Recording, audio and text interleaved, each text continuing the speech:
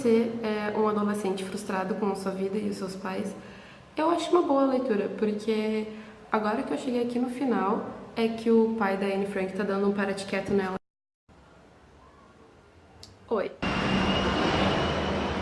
Eu acho que eu vou gravar esse vídeo de óculos escuros pra tapar a tristeza que eu tenho desse livro. Toda vez que passar um carro, eu vou ter que ficar pausando o que eu falo, porque senão...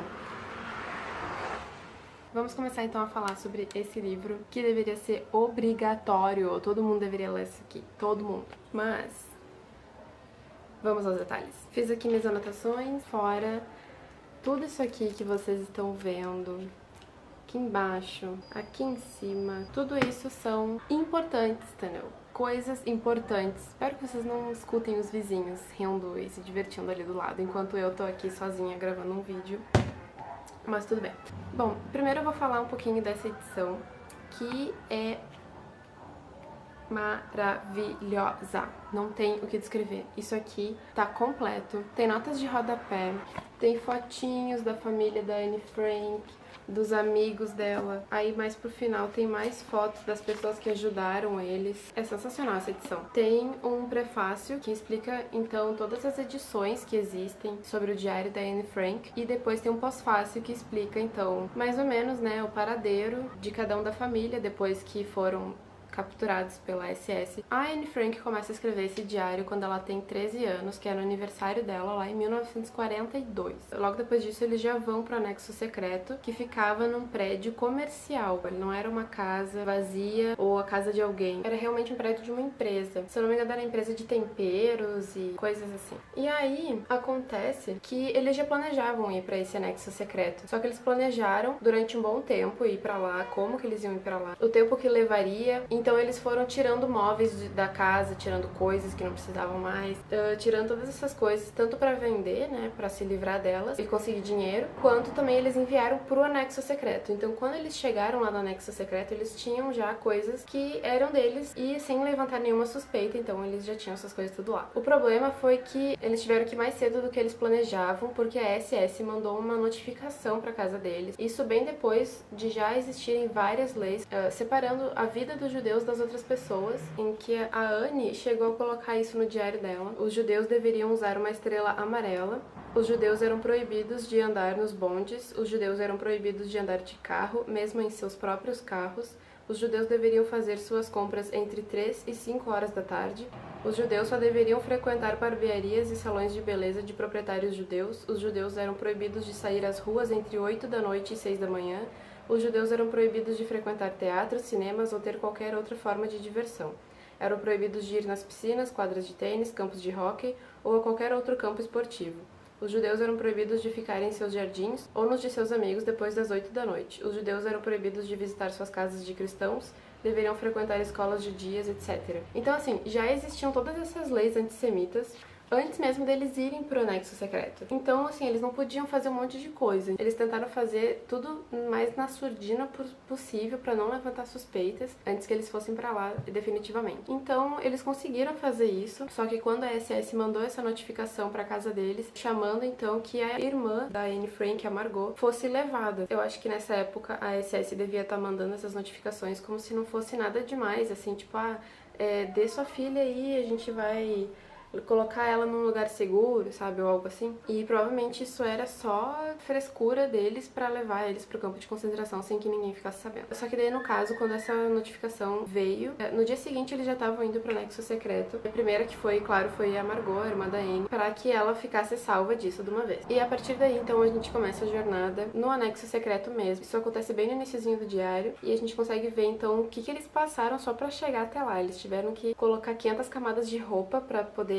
ter roupa lá, eles não tinham muito como comprar, né? Muito menos como escolher o que comprar. Depois, então, as coisas, sério, só pioram. O mais engraçado é quando a Anne, ela vai explicar pra gente o anexo secreto. Ela explica como é que é o prédio todo, desde a entrada até onde eles realmente ficavam. E aí, no finalzinho da descrição toda, ela coloca: e esse é o nosso querido anexo secreto. E, ai, gente, isso dá um peso no coração. O livro todo, ele tem essa carga meio negativa, porque a gente já sabe o que aconteceu com a Anne, com a família da Anne, que a gente já sabe que no final das contas não deu muito certo, né, o que eles planejavam. Tava quase dando certo, faltava pouquíssimo tempo pra guerra acabar e aí eles foram pegos, infelizmente. Então toda hora que a Anne fala quando eu tiver filhos, ou quando eu crescer, ou quando eu fizer faculdade não sei qual, todas essas vezes em que ela fala isso, eu sinto um peso no coração. É muito ruim, assim, porque isso só aconteceu com ela por mesquice, sabe? Por gente que é psicopata, entendeu? Não consigo entender. Mas enfim, é muito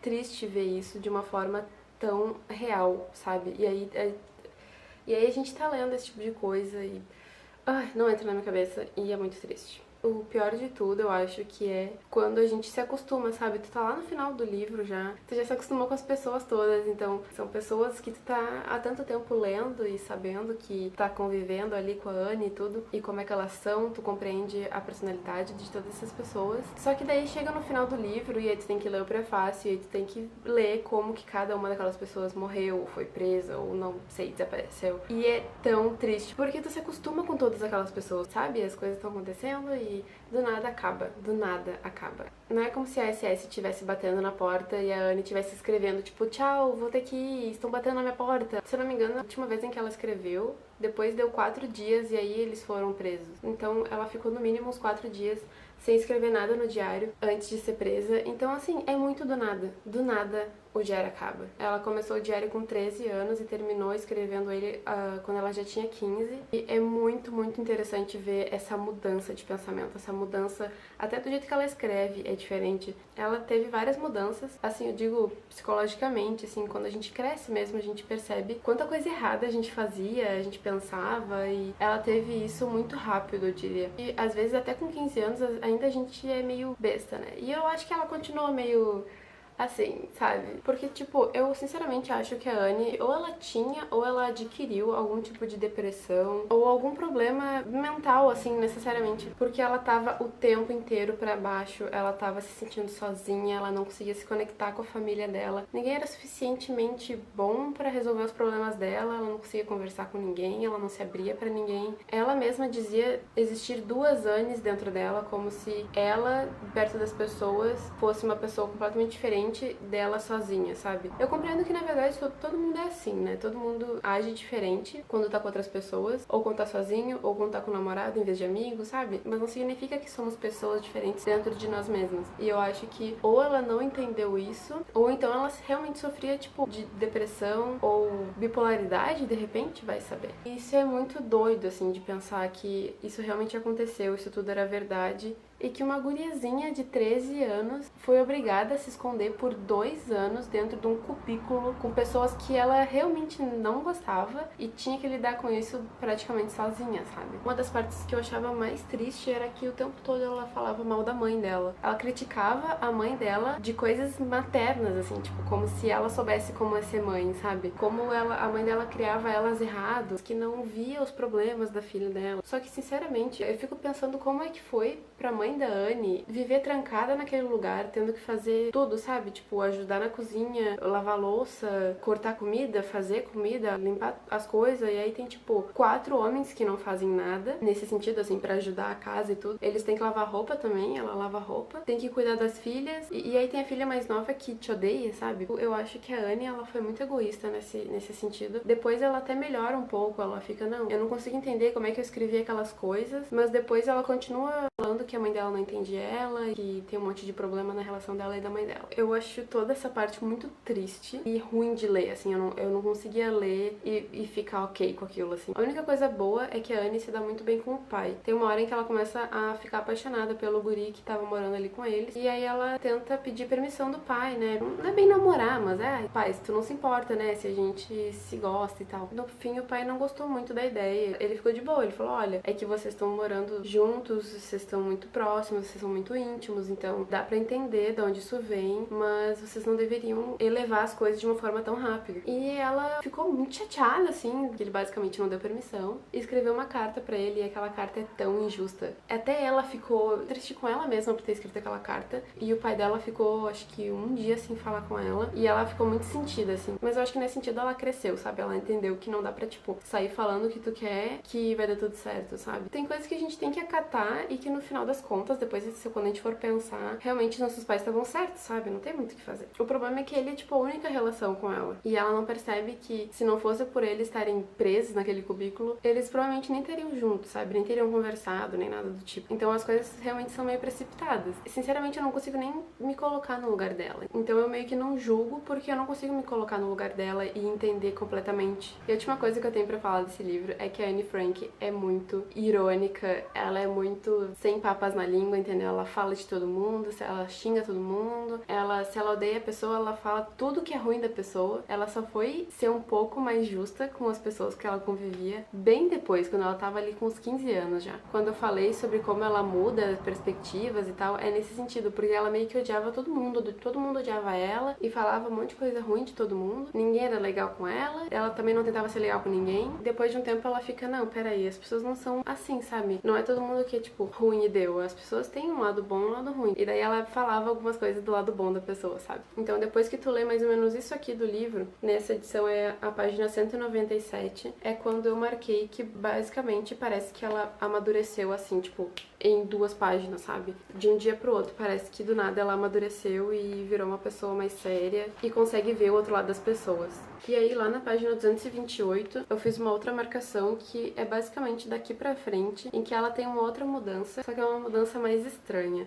Porque basicamente eu achei ela muito... Eu não sei como descrever. Qual é a palavra pra doida, só que de uma forma clínica, sabe? Ela realmente parecia delirando, sabe? Ela teve uns sonhos e daí depois disso ela ficava, tipo, falando sobre isso com uma forma muito emocional, assim, como se os sonhos fossem reais, como se fossem, tipo, fantasmas vindo falar com ela, sei lá, sabe? Era muito doido. Só que daí, infelizmente, ela vem com coisas do tipo: cheguei ao ponto de nem me importar se vivo ou se morro. O mundo vai continuar girando sem mim e não posso fazer nada para mudar os acontecimentos. Vou deixar que as coisas sigam o seu rumo e me concentrar no estudo e na esperança de que tudo acabe bem. Tipo, ela simplesmente não tem mais apreço pela vida dela, sabe? Isso é muito triste, sabe?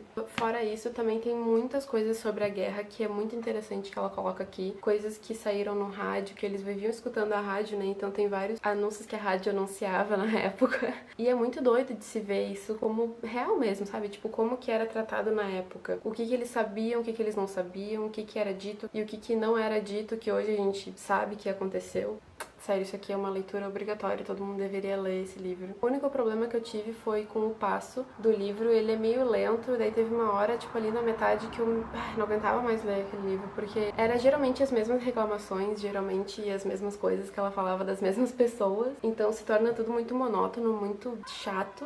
Mas sempre que vinha alguma coisa da guerra e alguma coisa nova, assim, tipo, mais wow, tipo, invadiram o prédio onde eles estavam, sabe, roubaram um monte de coisa, esse tipo de coisa, então acabava dando um gás a mais pra leitura, até porque essa edição aqui, ela é completa com tudo que a Anne escreveu durante essa época. Mas, mesmo assim, eu juro pra vocês que vale a pena. Talvez leiam, assim, durante um mês inteiro, sabe? Não deem muita bola pra ler rápido esse livro, eu acho que esse livro tem que ser lido com a calma. Esse livro foi escrito durante 2 anos e não é em 3 dias que a gente vai ler tudo isso, né? É muita coisa pra absorver. Mas é isso, espero que vocês tenham gostado do vídeo. Não esqueça de se inscrever no canal. A gente se vê no próximo vídeo e tchau! Ops.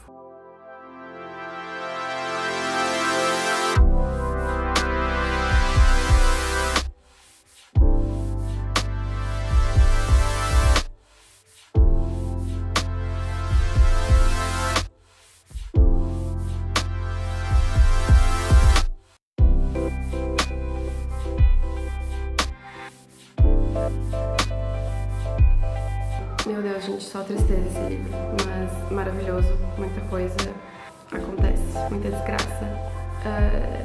Se você tá triste na sua vida, se você acha que a humanidade não tem futuro, então